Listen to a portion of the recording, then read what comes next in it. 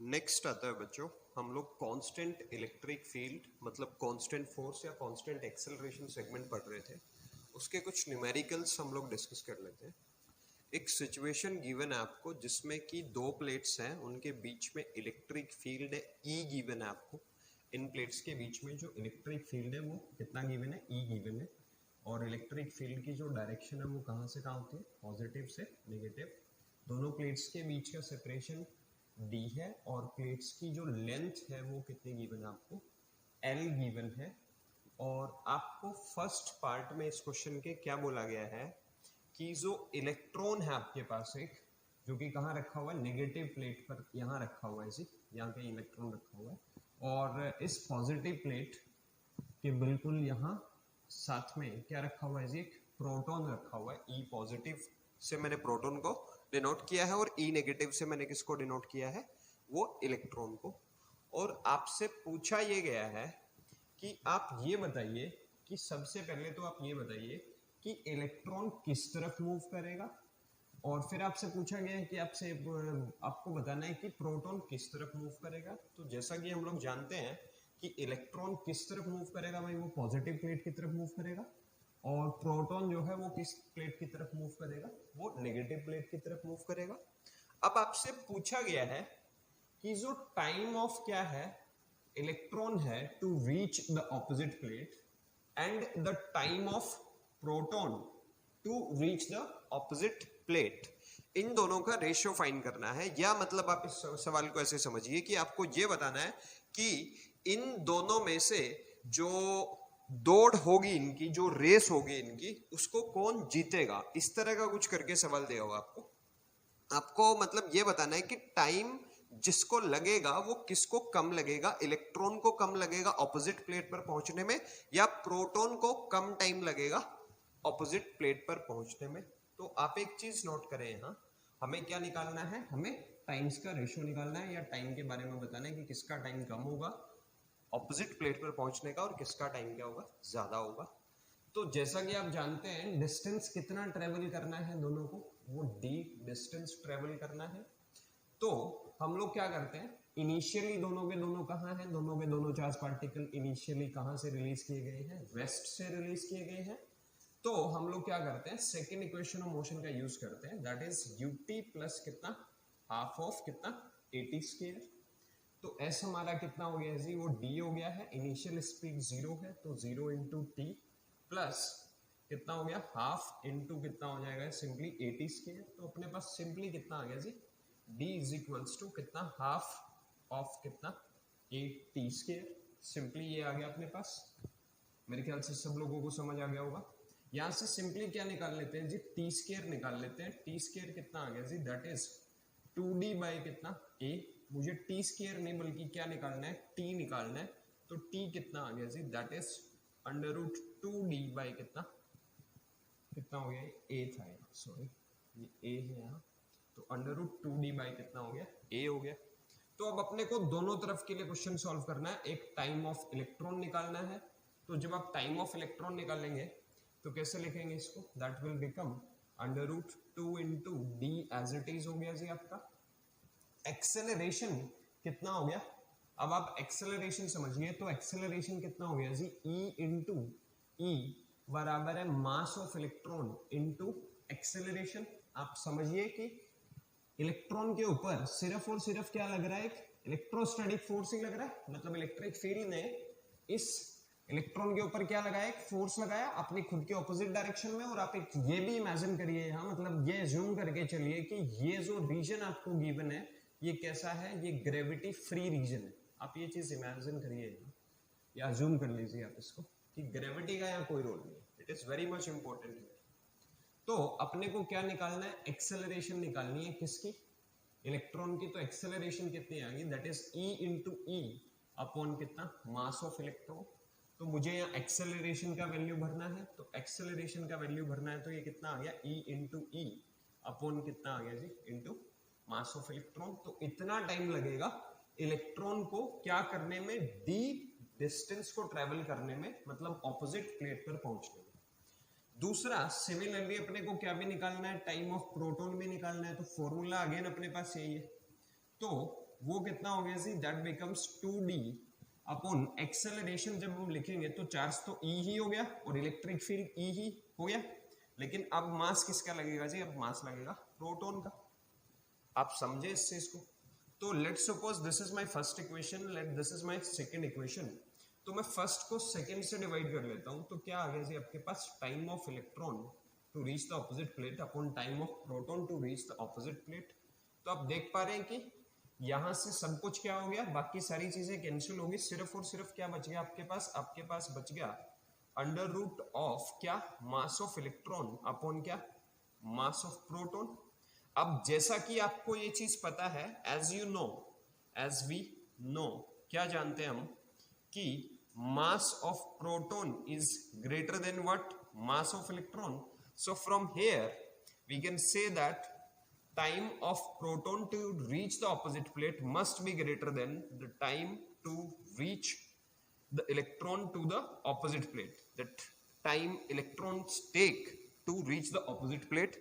तो किसका टाइम ज्यादा आ गया अपने पास, यहां प्रोटॉन का टाइम ज्यादा आ गया, किसके टाइम से, इलेक्ट्रॉन के टाइम से। तो आपसे पूछा गया था कि इनमें से कौन रेस जीत गया, तो हम लोग लिख सकते हैं यहां सिंपली कि electron will win the race. Electron क्या कर गया जी, इस रेस को क्या कर गया, जीत गया। इलेक्ट्रॉन कम समय लगाएगा क्या करने में, ऑपोजिट प्लेट पहुंचने में। ये चीज आपको अगर यहां से समझ नहीं आ रही है तो आप एक चीज यहां से भी नोट करें, ये तो मैंने एक्सेलरेशन आपको किसके लिए लिखा है, इलेक्ट्रॉन के लिए। सिमिलरली अगर मैं एक्सेलरेशन का एक्सप्रेशन किसके लिए लिखूं, प्रोटॉन के लिए लिखूं, तो प्रोटॉन का एक्सेलरेशन कितना आ गया, that becomes E into e upon क्या, मास ऑफ प्रोटॉन। अब आप एक चीज नोट करिए, चार्ज ऑफ इलेक्ट्रॉन और चार्ज ऑफ प्रोटॉन तो बराबर है, मैग्नीट्यूड वाइज तो बराबर है, और इलेक्ट्रिक फील्ड आपको इस रीजन में क्या गिवन है, एक कांस्टेंट इलेक्ट्रिक फील्ड रीजन है ये। तो E इंटू ई का दोनों तरफ ऊपर वाली टर्म का जो रेशियो है वो तो कांस्टेंट है और वो बराबर है।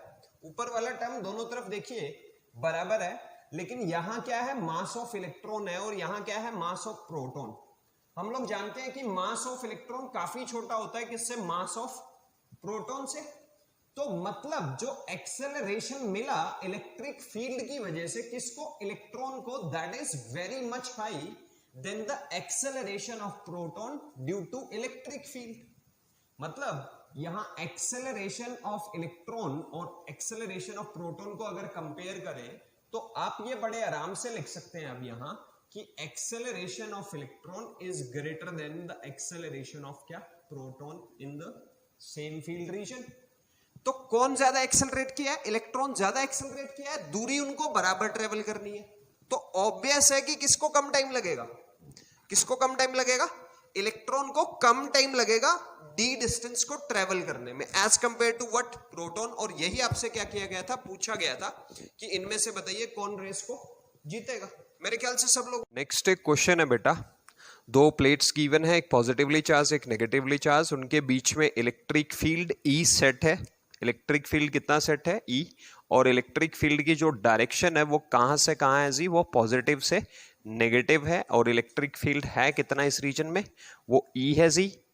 और दोनों प्लेट्स के बीच का सेपरेशन कितना है, वो डी है, और दोनों प्लेट्स के बिल्कुल मिड सेपरेशन के बिल्कुल मिड पॉइंट से सिमेट्रिकली दो चार्ज पार्टिकल्स, एक इलेक्ट्रॉन और एक प्रोटॉन को इस तरीके से u स्पीड के साथ क्या करा जाता है, प्रोजेक्ट करा जाता है। मतलब इनिशियल स्पीड उनको हॉरिजॉन्टल डायरेक्शन में दोनों चार्ज पार्टिकल्स को गिवन है कितना, u। तो इलेक्ट्रिक फील्ड उसके बाद ये किस में एंटर कर रहे हैं, इलेक्ट्रिक फील्ड में। तो इलेक्ट्रिक फील्ड दोनों चार्ज पार्टिकल्स के ऊपर क्या लगाएगा, फोर्स लगाएगा जी। इलेक्ट्रॉन के ऊपर फोर्स लगाएगा वो अपनी खुद की नेगेटिव, खुद की ऑपोजिट डायरेक्शन में, और प्रोटॉन के ऊपर किस तरफ फोर्स लगाएगा, वो खुद की डायरेक्शन में लगाएगा, क्योंकि ये पॉजिटिव चार्ज पार्टिकल है और इलेक्ट्रॉन क्या है, एक नेगेटिव चार्ज पार्टिकल। और किसी भी इंस्टेंट ऑफ टाइम पर जब ये दोनों चार्ज पार्टिकल प्लेट्स के बीच से क्या कर रहे होंगे, बाहर निकल रहे होंगे, अमर्ज हो रहे होंगे, तो इनके मोशन को हम लोग क्या करते हैं, जनरलाइज करते हैं, इनके मोशन को समझते हैं। तो लेट्स सपोज कि किसी भी इंस्टेंट ऑफ टाइम पे जब इलेक्ट्रॉन क्या कर रहा है, प्लेट से बाहर निकल रहा है, तो वाई डायरेक्शन में ये कितना चल चुका है, वाई डायरेक्शन में लेट्स सपोज ये कितना चल चुका है जी, वाई ऑफ ई से मैं उसको डिनोट कर रहा हूं, ई फॉर इलेक्ट्रॉन। और जो प्रोटॉन है वो उस इंस्टेंट पर कितना चल चुका होगा। लेट्स सपोज मैं इसको किससे डिनोट कर रहा हूं जी, y ऑफ p से डिनोट कर रहा हूं। ठीक है जी, मेरे ख्याल से समझ में आ रहा होगा। दोनों की हॉरिजॉन्टल स्पीड में कोई चेंज नहीं आएगा क्योंकि वो आपने इनिशियली दे रखी है u स्पीड, तो वो हॉरिजॉन्टल डायरेक्शन में u स्पीड से चलते रहेंगे, लेकिन वर्टिकल डायरेक्शन में फोर्स लगने की वजह से दोनों क्या एक्वायर कर लेंगे जी, अपना vertical component of velocity acquire कर लेंगे, जिसका कि हम लोग क्या करते हैं, एनालाइज करते हैं, जिसको एनालाइज करते हैं। सबसे पहली बात, प्लेट्स को क्रॉस करने में दोनों चार्ज पार्टिकल्स को कितना टाइम लगेगा। प्लेट्स को क्रॉस करने में दोनों चार्ज पार्टिकल्स को क्या लगेगा, कितना टाइम लगेगा। तो टाइम लगेगा जी, लेंथ ऑफ प्लेट्स कितना है, L upon speed, length upon क्या जी, स्पीड। तो इतना टाइम लगेगा दोनों चार्ज पार्टिकल्स को क्या करने में, प्लेट्स की दूरी को ओवरकम करने में या ट्रेवल करने में, इतना टाइम लगेगा दोनों चार्ज पार्टिकल्स को। ठीक है जी। अब वाई डायरेक्शन में इलेक्ट्रॉन कितना चल चुका है, इसके बारे में देखते हैं। वाई डायरेक्शन में इलेक्ट्रॉन कितना चल चुका है। जैसा कि इलेक्ट्रॉन के पास initially time t is equals to 0 पर कोई वर्टिकल कंपोनेंट ऑफ स्पीड नहीं था, वेलोसिटी नहीं था, तो ये कितना हो गया, सिंपली दैट विल बिकम कितना, हाफ ऑफ कितना, a t स्क्वायर, मतलब s is equals to ut plus half a t square मैंने यूज किया यहां। तो ये कितना हो गया जी, y ऑफ इलेक्ट्रॉन कितना हो गया जी, दैट वुड बिकम हाफ। अब एक्सेलरेशन कितना है जी इसका, तो एक्सेलरेशन हो गया e इंटू ई अपॉन क्या, mass of electron into T. T कितना है जी, टी है अपना L बाय कितना, U का whole square.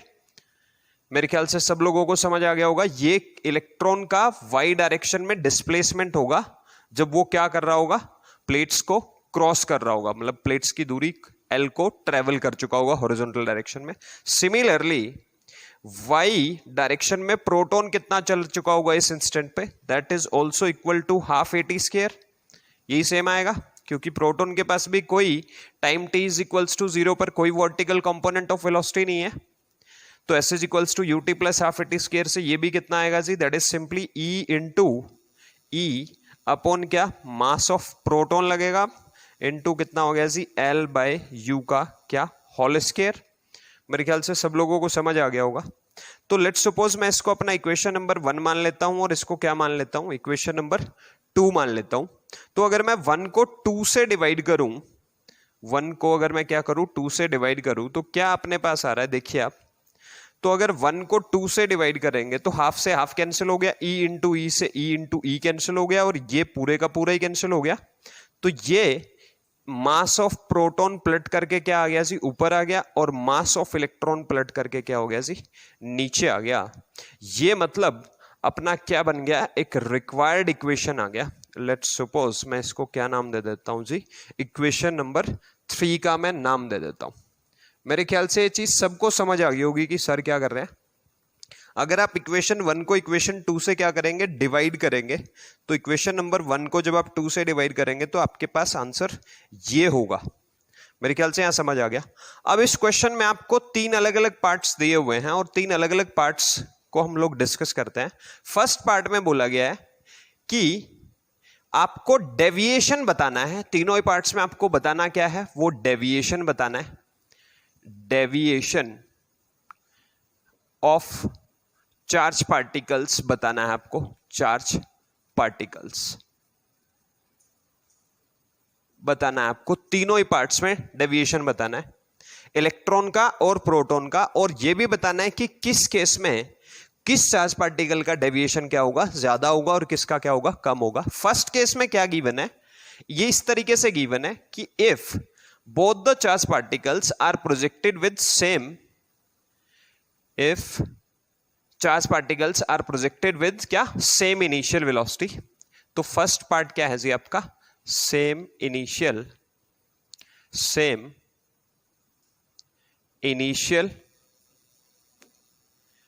Velocity, same initial velocity के साथ क्या किया गया है जी, उनको प्रोजेक्ट किया गया है। तो अगर सेम इनिशियल वेलोसिटी के साथ प्रोजेक्ट किया गया है तो मतलब हम लोग इसको लिखेंगे कि जितनी इनिशियल स्पीड कितनी है इलेक्ट्रॉन की है, उतनी ही इनिशियल स्पीड कितनी भी है, किसकी भी है जी, प्रोटॉन की भी है। ये आपको मतलब क्या है जी, ये आपको क्या है, गिवन है। आपको इस बेसिस पर क्वेश्चन सॉल्व करना है। तो आप एक चीज नोट करें अपने इक्वेशन नंबर और इक्वेशन नंबर 1 और इक्वेशन नंबर 2 में, कि आपका जो इनिशियल स्पीड है इलेक्ट्रॉन का हॉरिजॉन्टल डायरेक्शन में, उसको आप यूई से रिप्रेजेंट करें, और जो प्रोटॉन का है इनिशियल हॉरिजॉन्टल डायरेक्शन में स्पीड, उसको आप यूपी से डिनोट करें। तो मतलब यहां अपना इक्वेशन नंबर 3 जो है वो चेंज होकर के क्या आ जाएगा जी, वो चेंज होकर के अपने पास आ जाएगा कितना, इनटू यू ऑफ पी पूरे का अपॉन क्या, यू ऑफ ई, और ये क्या हो जाएगा जी, इस पूरे का स्क्वायर हो जाएगा। और ये चीज अपनी क्या बन जाएगी, ये अपनी रिक्वायर्ड इक्वेशन नंबर 3 बन जाएगी। तो इक्वेशन नंबर 3 भी समझ आ गया होगा आपको।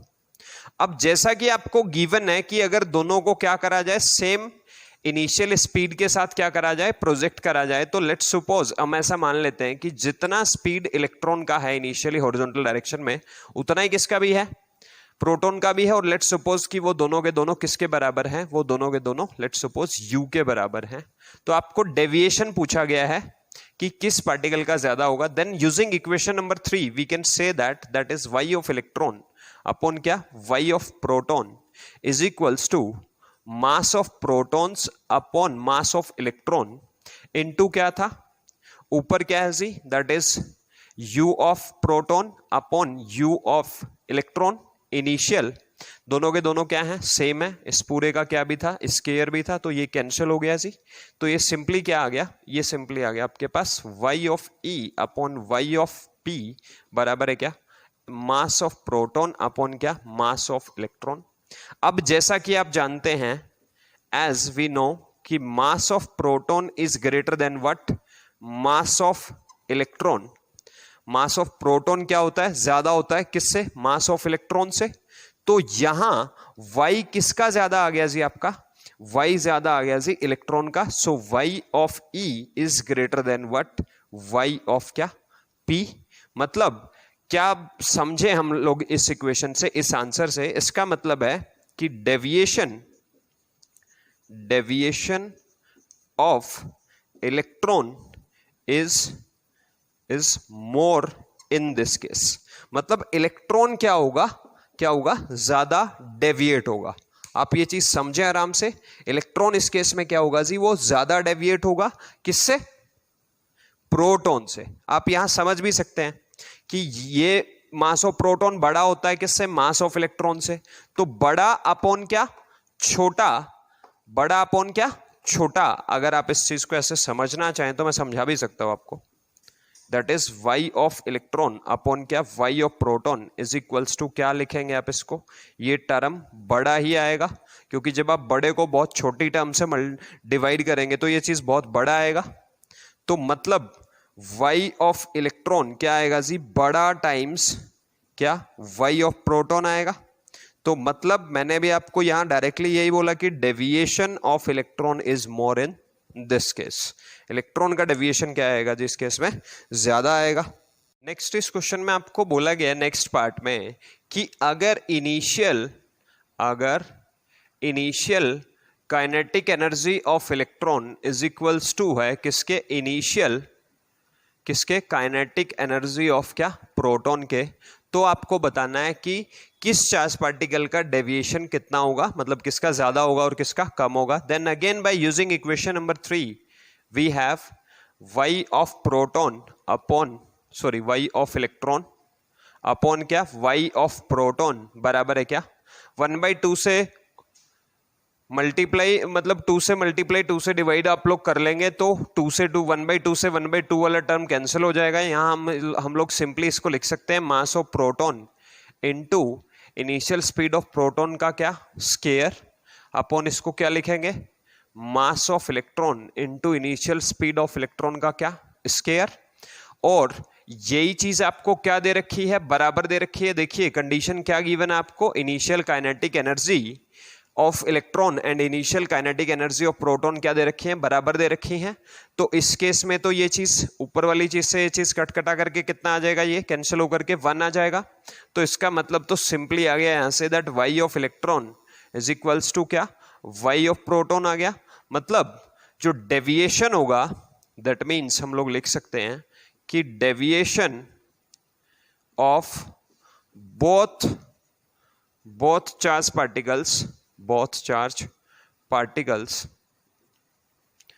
Particles is same. मतलब अगर आप क्या करते हैं, आपने क्या नोट किया फर्स्ट पार्ट में कि अगर आप सेम इनिशियल स्पीड देकर के प्रोजेक्ट करते हैं एक इलेक्ट्रॉन को और एक प्रोटॉन को एक इलेक्ट्रिक फील्ड के रीजन में, तो आपने पाया था कि जो इलेक्ट्रॉन का डेविएशन है वो प्रोटॉन के डेविएशन से क्या था, ज्यादा था। बट अगर हम हमारा स्टेटमेंट बदल करके ऐसे बोल दें कि हमने इनिशियल स्पीड सेम नहीं दिया बल्कि क्या सेम दिया, इनिशियल काइनेटिक एनर्जी सेम दिया है दोनों को, तो आप देख पा रहे हैं कि जो डेविएशन होगा दोनों चार्ज पार्टिकल्स का वो क्या आएगा जी, वो सेम आएगा। मतलब किसी का डेविएशन कम ज्यादा नहीं आएगा। अब थर्ड पार्ट में भी आपसे पूछा गया है कि बताइए किस चार्ज पार्टिकल का डेविएशन क्या होगा, कम होगा या किसका ज्यादा होगा, देखते हैं। तो नेक्स्ट पार्ट है सी पार्ट में आपसे पूछा गया है इस क्वेश्चन में कि अगर इनिशियल लीनियर मोमेंटम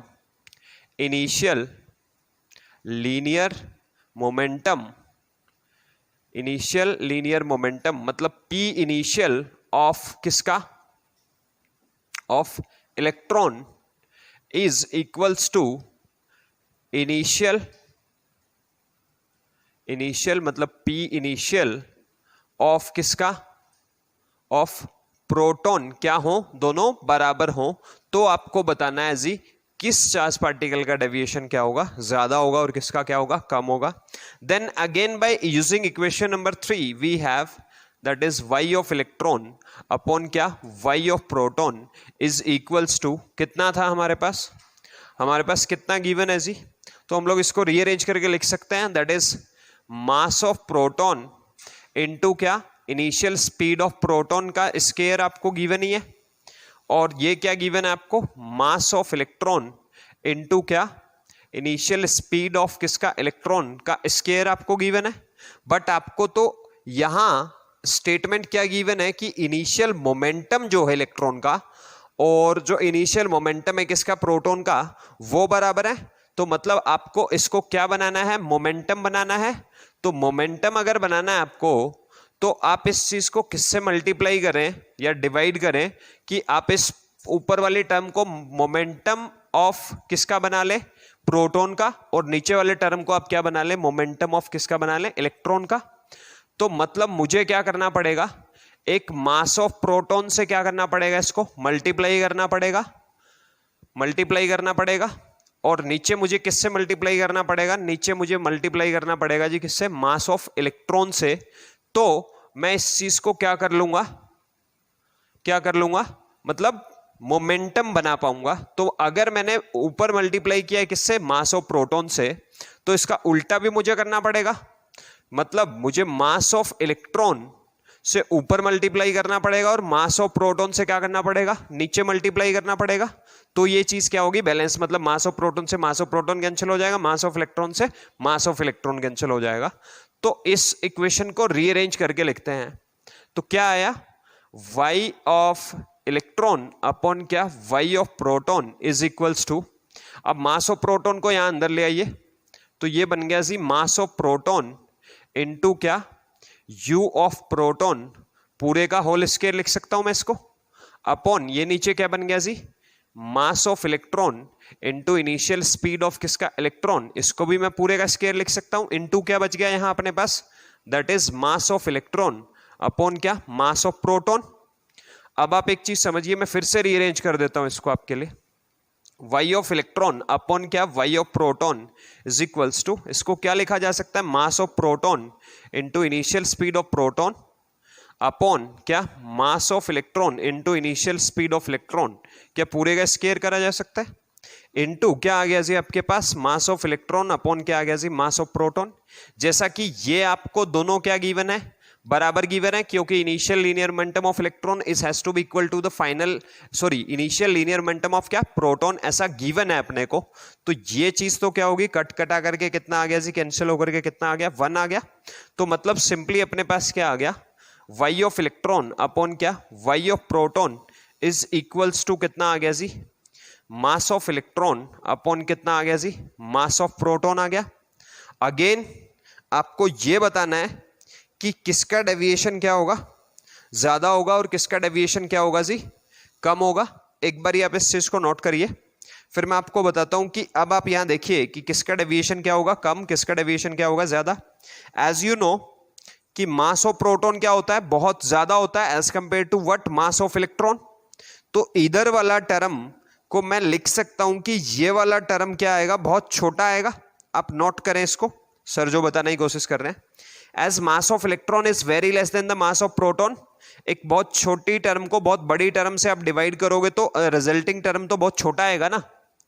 तो अगर मैं इसको ऐसे रीअरेंज करके लिखूं कि y ऑफ इलेक्ट्रॉन क्या आएगा, छोटा टाइम्स क्या, y ऑफ क्या, प्रोटॉन। और अब मैं फिर से रीअरेंज करता हूं इसको, आप यहीं से समझ तो गए होंगे बट मैं फिर से रीअरेंज कर देता हूं इसको आपके लिए, that y of proton is equals to y of जितना इलेक्ट्रॉन का आएगा उससे आप क्या करेंगे, उस छोटा टर्म को क्या करेंगे, डिवाइड करेंगे। ये जो रिजल्टिंग टर्म होगी ये क्या आएगा जी, ये एक बड़ा टर्म आएगा। तो मतलब यहां से मैं क्या लिख सकता हूं कि y of proton is has to be greater than क्या, y ऑफ इलेक्ट्रॉन। इसका मतलब क्या हुआ, इसका मतलब हुआ इस केस में कि डेविएशन जो होगा, डेविएशन ऑफ प्रोटॉन